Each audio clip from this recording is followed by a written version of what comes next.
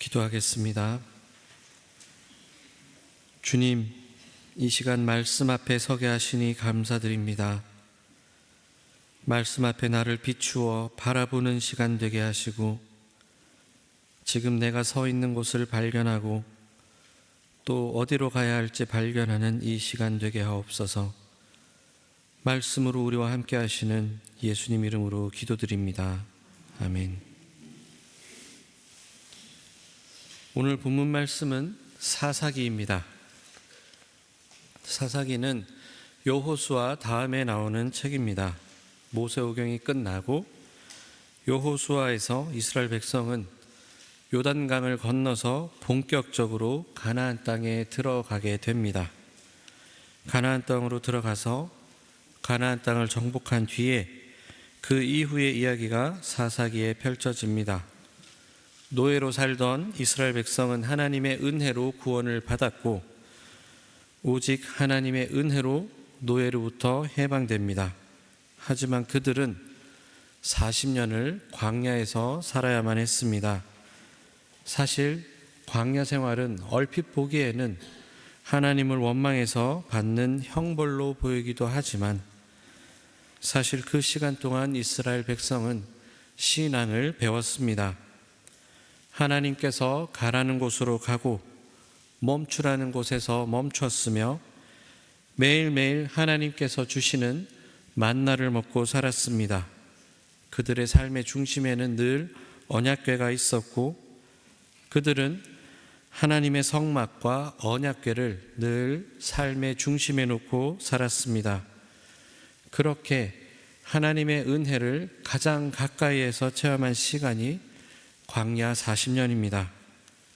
그 광야 40년을 뒤로 하고 이제 이스라엘 백성은 요단을 건넙니다. 그리고 가나안 땅으로 들어갔습니다.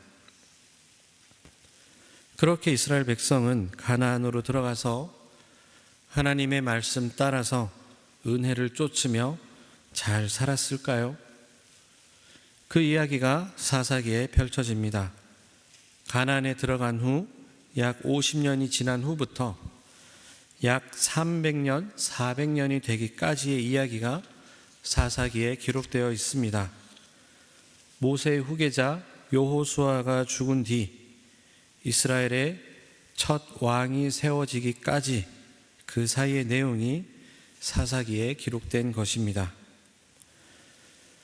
나중에 사사기를 한번 읽어보시면 사사기만의 틀이 있다는 것을 발견하시게 될 것입니다. 사사기에는 총 12명의 사사가 나오는데, 그 사사들의 활약을 기록하는 데는 일정한 패턴이 있습니다. 어떤 패턴이냐 하면, 이스라엘 백성이 여호와 하나님 보시기에 악을 행하고, 그래서 하나님은 이웃 나라에 이스라엘을 내주십니다. 이스라엘 백성은 몇 년간 억압을 당하고 여호와 하나님께 울부짖습니다.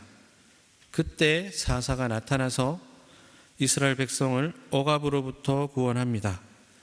그리고 이스라엘 땅에 당분간 평화가 찾아옵니다. 이것이 사사기의 패턴입니다. 이스라엘 백성이 악을 행하고 그러다 이웃 나라부터 한동안 억압을 당하고 이스라엘 백성이 고통에 울부짖으면 사사가 나타나서 이스라엘을 구원하는 이 일이 반복되는 것입니다. 사사기에 사사가 12명이 나온다고 했으니까 이 패턴이 12번이 반복된다는 말이고, 이 말은 이스라엘 백성이 12명의 사사가 나오는 동안 300년, 400년 동안 끊임없이 하나님을 배신했다는 말이 됩니다. 사사기는 총 21장까지 있습니다. 그리고 오늘 본문 말씀인 17장부터 마지막 21장까지는 사사가 등장하지 않습니다. 17장부터 21장까지 몇 가지의 이야기가 등장하는데, 사실 이 이야기들이 사사 시대를 너무나도 잘 보여줍니다. 더 이상 사사는 등장하지 않고 이스라엘이 어떻게 타락해 가는지 보여주고 있습니다. 조금 전에 사사기의 기록 패턴을 말씀드렸습니다만, 사사기 후반부로 갈수록 이스라엘 백성의 부르짖음은 점점 짧아집니다. 그리고 이스라엘 백성이 평화를 누리는 그 기간도 점점 짧아집니다. 회개는 옅어지고 사사들은 점점 더 무너져 갑니다. 사사기에 등장하는 마지막 사사는 삼손인데, 삼손은 순전히 개인의 욕망에 무너져 버리고 맙니다. 우리가 잘 아는 많은 업적을 남긴 사사들, 예를 들어 온니엘, 에훗, 드보라, 기드온 같은 인물들은 사실 사사기 중반 이전에 나오는 사람들입니다. 뒤로 갈수록 사사들의 활약은 작아지고 이스라엘의 외침도 작아지고, 그래서 그들이 누리는 평화도 점점 작아집니다. 그러다가 17장부터는 아예 사사가 등장하지도 않습니다. 점점 무너져가는 이스라엘의 모습을 보여주는 것입니다. 그래서 사실 사사기 17장부터 21장이 사사기를 가장 잘 드러내는 내용이라고 할 수 있겠습니다. 1장부터 16장까지 사사시대에 도대체 무슨 일이 있었는지를 보여준다면, 17장부터는 그래서 사사시대는 도대체 어떤 시대인가를 보여주는 것입니다. 그래서 사사기 17장부터 21장까지 자주 등장하는 표현이 있습니다. 우리가 사사기 하면 딱 떠오르는 그 표현입니다. 그때에는 이스라엘의 왕이 없었으므로 사람들은 저마다 자기의 뜻에 맞는 대로 하였다 하는 그 표현입니다. 이 표현이 17장, 18장, 19장 그리고 21장에 등장합니다. 왕이 없었다는 것은 무엇을 의미하겠습니까? 정말 왕이 없었기 때문에 이들이 어두운 시절을 살아야 했겠습니까? 사실 왕이 없는 것이 근본 문제였다면 하나님은 진작에 이들에게 왕을 세워주셨을 것입니다. 왕이 없음이 근본 문제가 아니었습니다. 이들이 하나님을 왕으로 인정하지 않은 것이 문제였습니다. 겉보기에는 왕이 없어서 이런 일들이 벌어진 것 같지만 사실은 하나님의 말씀보다는 자신의 판단, 자신의 기준, 자신의 이익이 모든 일의 기준이 되었습니다. 그것이 이 사사시대의 문제였습니다. 이것이 오늘 본문 말씀의 배경입니다. 오늘 본문 말씀에 한 가정의 이야기가 나옵니다. 바로 미가라는 사람입니다. 이 미가는 에브라임의 산간 지방에 살고 있었습니다. 어느 날 이 미가가 자기 어머니를 찾아가서 이렇게 말합니다. 오늘 본문 말씀 2절입니다. 누군가가 은돈 1,100냥을 훔쳐갔을 때에 어머니는 그 훔쳐간 사람을 저주하였습니다. 나도 이 귀로 직접 들었습니다. 그런데 보십시오. 그 은돈이 여기 있습니다. 바로 내가 그것을 가져갔습니다. 라고 합니다. 이전에 집에 은돈 1,100냥을 누가 훔쳐가서 어머니가 저주를 했는데 사실 그 돈은 그 아들이 가져간 것이었습니다. 알고 봤더니 그 돈은 아들이 훔쳐간 것이었고 아들이 그 저주를 듣고 돈을 다시 들고 돌아왔습니다. 여러분이 만약에 미가의 어머니라면 어떻게 하시겠습니까? 미가의 어머니는 돈을 훔쳤다가 다시 가져온 아들에게 이렇게 말합니다. 얘야, 주님께서 너에게 복 주시기를 원한다. 여러분은 이 대화가 어떻게 느껴지십니까? 조금 이상하지 않습니까? 아들이 어머니 돈을 훔쳤는데 어머니는 저주를 퍼붓고 그 저주를 들은 아들이 다시 은을 가져왔는데 이번에는 복을 빌어줍니다. 다음에 이어지는 대화는 더 이상합니다. 미가가 어머니에게 은돈 1,100냥을 돌려주자 이번엔 어머니가 이렇게 말합니다. 오늘 본문 3절입니다. 나의 아들이 저주를 받지 않도록 이 은돈을 주님께 거룩하게 구별하여 바치겠다. 이 돈은 은을 입힌 목상을 만드는 데 쓰도록 하겠다. 그러니 이 은돈을 너에게 다시 돌려주마. 아들이 돌려준 은돈을 거룩하게 구별하여서 주님께 바친답니다. 그런데 그렇게 바치는 이유가 자기 아들이 저주를 받지 않게 하기 위해서입니다. 자신이 퍼부은 저주가 마음에 걸렸는지 미가가 저주를 피하기 위해서 그것을 거룩하게 구별하여서 바칩니다. 그리고는 그 돈을 목상을 만드는 데 쓰도록 한답니다. 새 번역에서는 목상이라고 번역했고 개역 개정에는 신상이라고 번역했습니다. 한마디로 우상을 만들겠다는 말입니다. 이제는 이상함을 넘어서 조금은 기괴합니다. 은돈을 하나님께 바치며 하는 일이 우상을 만드는 일입니다. 하지만 미가는 그 돈을 다 받기가 좀 불편했나 봅니다. 자신이 훔쳤다가 자기 어머니가 그렇게 저주를 하는 것을 봤는데 그 돈을 낼름 받기가 찜찜했는지 그 돈을 다시 어머니에게 돌려줍니다. 그러자 그 어머니는 그 1100냥 중에 일부인 200냥을 은장이에게 주어서 나무로 조각한 우상에다가 은을 씌우게 합니다. 그렇게 만든 우상을 집에다가 가져다 놓았습니다. 그것이 4절까지의 내용입니다. 그리고 5절에 나오는 내용은 또다시 한번 이 말을 탁 치게 만듭니다. 5절의 내용이 무엇이냐 하면 사실 미가는 이미 자신의 집에 개인 신당을 두고 있었고 거기에 이미 에봇과 드라빔을 두었다고 합니다. 게다가 미가는 자신의 아들 중에서 하나를 제사장으로 삼아서 그 신당을 모시게 했답니다. 이것이 5절의 내용입니다. 에봇이 무엇인지 아십니까? 에봇은 사실 출애굽기 28장에 있는 율법에 나오는 것입니다. 출애굽기 28장이 무엇에 대한 율법이냐 하면 바로 제사장의 의복에 대한 규정입니다. 에봇은 제사장의 의복입니다.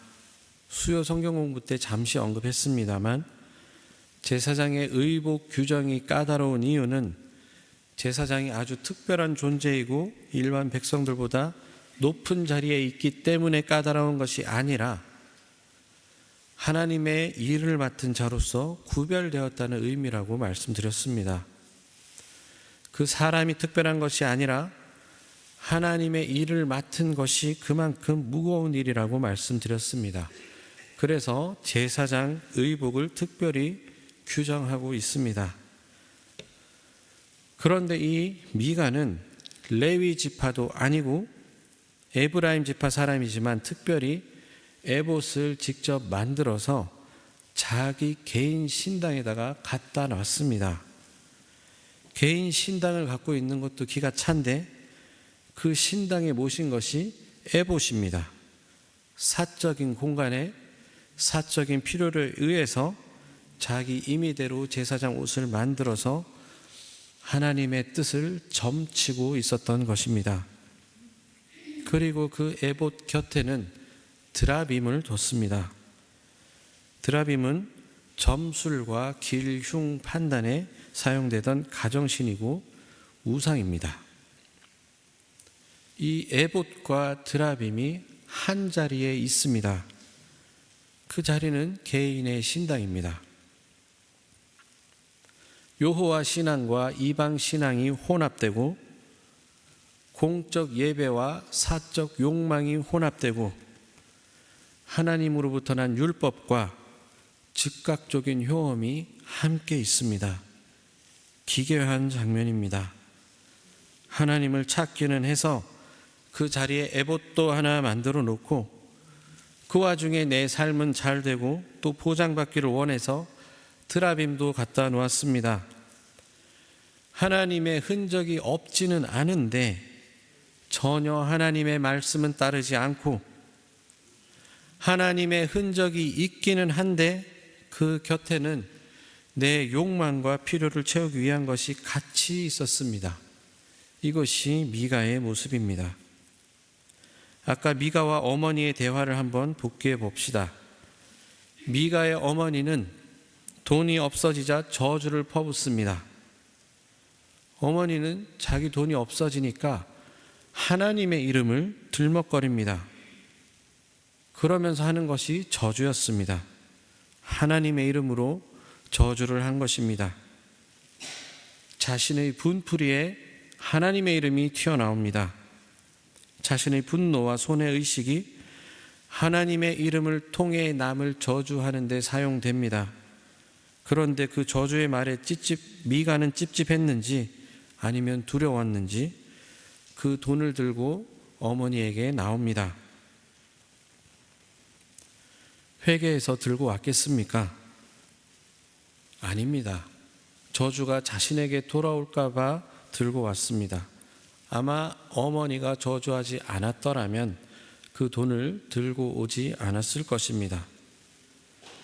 자신의 죄를 돌아보고 뉘우치지 않습니다. 그저 저주를 피하기 위해서 자신의 죄를 하나님이 아닌 어머니 앞에서 해결을 합니다. 자신의 행동에 대한 뉘우침보다는, 혹은 자신의 죄를 하나님 앞에 고백하기보다는 단순히 저주를 피하기 위해 그 돈을 들고 어머니께 나온 것입니다. 그런데 그 다음 장면은 더 기가 찹니다. 미가가 은을 돌려주자 이번에는 그 은을 거룩하게 구별하여 하나님께 바친답니다. 그래서 하는 짓이 우상을 만드는 일입니다. 방금까지 여호와의 이름을 저주하는 데 불려졌는데 이번에는 거룩하게 구별하여 드린다며 하는 짓이 우상을 만들겠다는 일입니다. 여호와의 이름을 가지고 저주했다가 그 저주를 피해서 안심했다가 심지어는 우상까지 만듭니다. 하나님의 이름이 한없이 가벼워졌습니다. 그리고 나서 그 우상을 놓은 곳은 미가의 집에 있는 개인 신당이었고 거기에는 에봇과 드라빔이 함께 놓여 있었습니다. 자신의 아들을 제사장 삼아서 그 신당을 관리하게 했고 자신이 원하는 제사를 드리게 했습니다. 이것이 오늘 본문 말씀의 내용입니다. 여러분들은 이 이야기가 어떻게 들리십니까?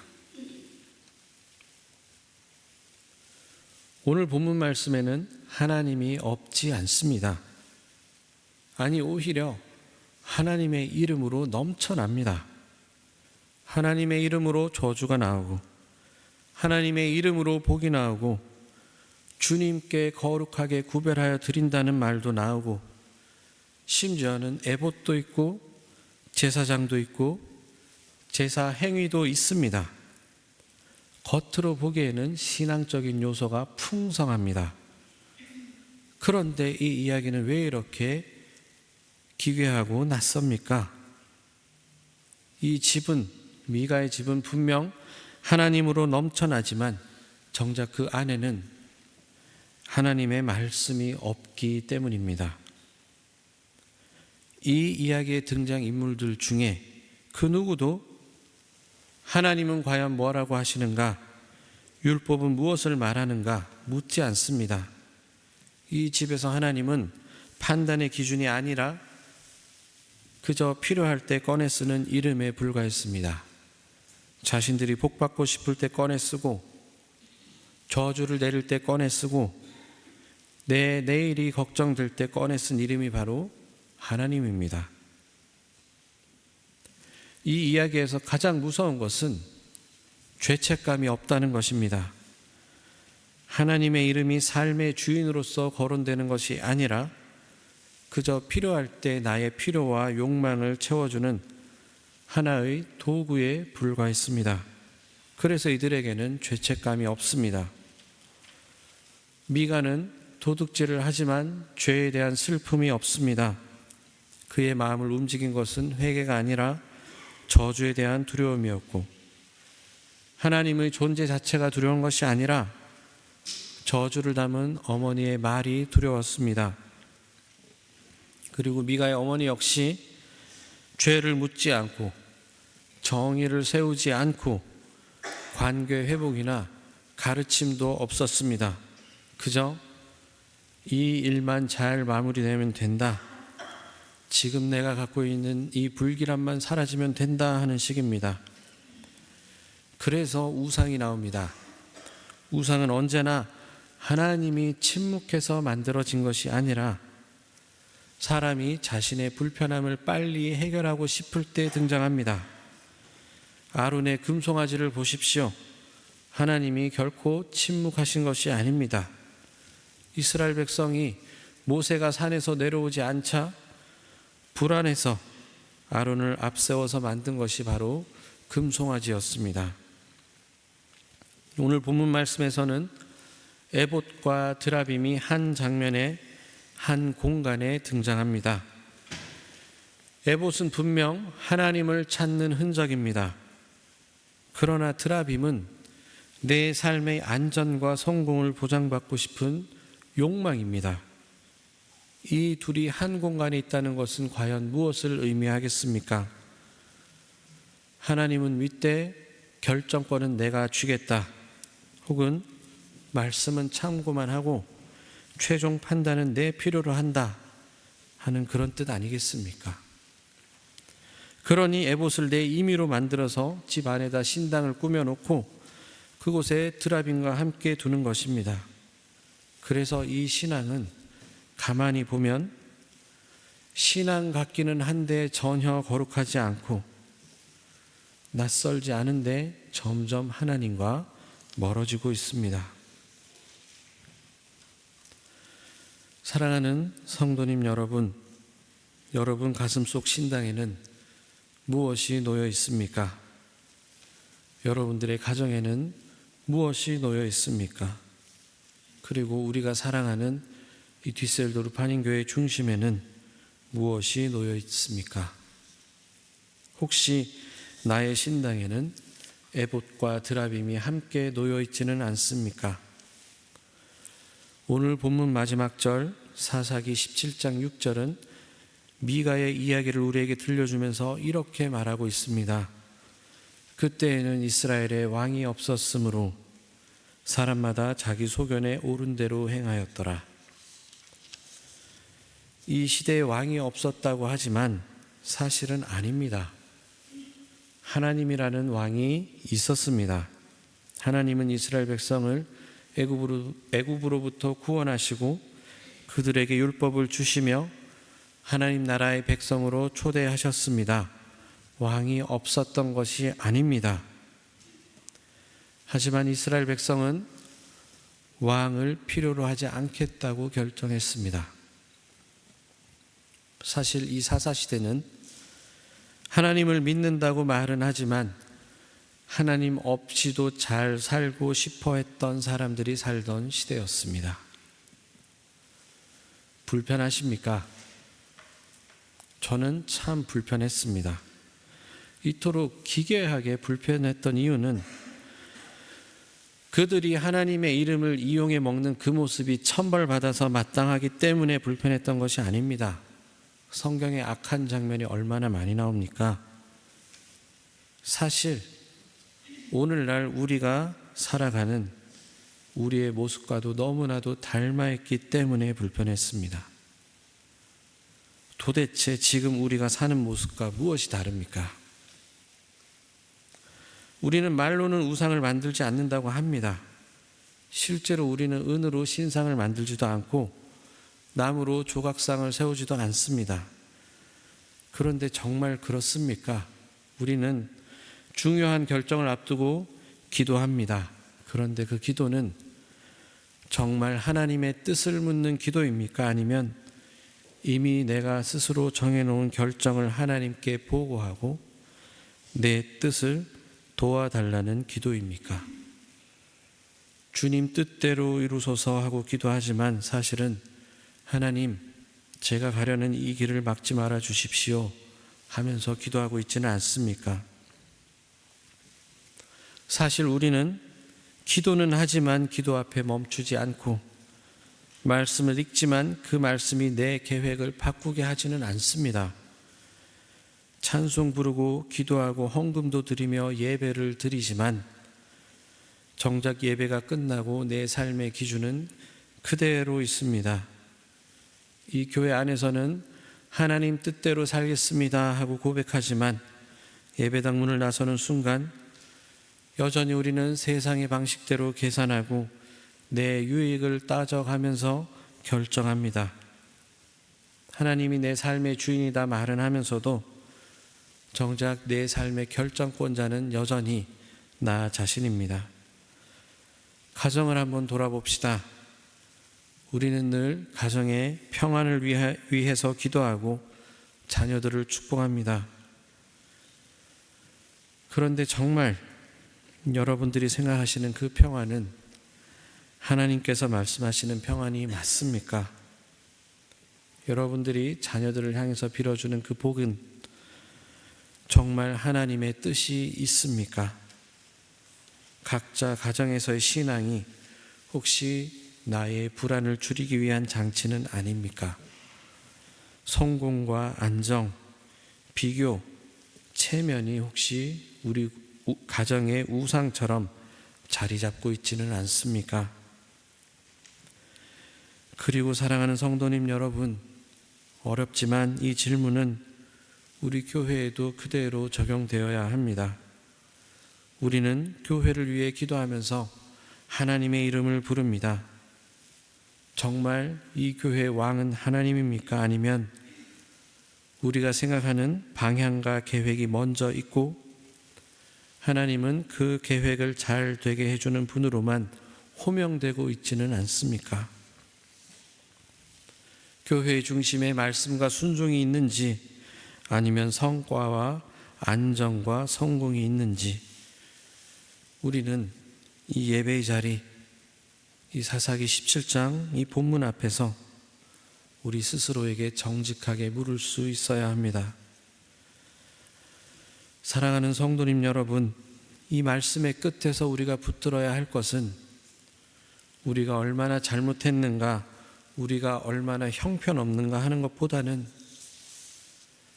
그럼에도 불구하고 하나님은 어떤 분이신가 하는 것입니다. 사사기 17장을 통해서 드러난 사사시대는 극단적인 타락의 시대가 아닙니다. 하나님의 이름이 한없이 가벼워진 시대였습니다. 그렇다고 하나님께서 이 백성을 포기하셨습니까? 아닙니다. 하나님은 결코 이스라엘을 포기하지 않으셨습니다. 우리 다시 하나님을 왕으로 모십시다. 내 삶의 주권을 예수 그리스도께로 돌려드립시다. 애복과 두라빔을 함께 붙들던 나의 삶을 내려놓읍시다. 오늘 다시 하나님의 나의 주권자 되시며 은혜에 붙들려 오늘 하루를 살아갑시다. 이 예배와 말씀을 통해서 그분의 다스림 안에서 참된 자유와 평안을 누리는 사랑하는 주께로 가족들 되시기를 주님의 이름으로 축원합니다. 기도하겠습니다. 주님, 오늘 우리에게 주신 말씀을 통해 나를 발견합니다. 이 말씀이 이렇게 불편한 것은 이 미가의 모습이 사실은 나의 모습과 다름없음이 보이기 때문인지도 모르겠습니다. 하나님의 이름을 늘 입에 달고 살면서도 정작 내 생각과 욕심과 인간의 소원대로 살아온 나의 모습을 바라봅니다. 하나님이 이 교회의 주인이라 말하면서도 언제나 인간의 계산과 이익을 앞세워왔던 우리들의 모습을 돌아봅니다.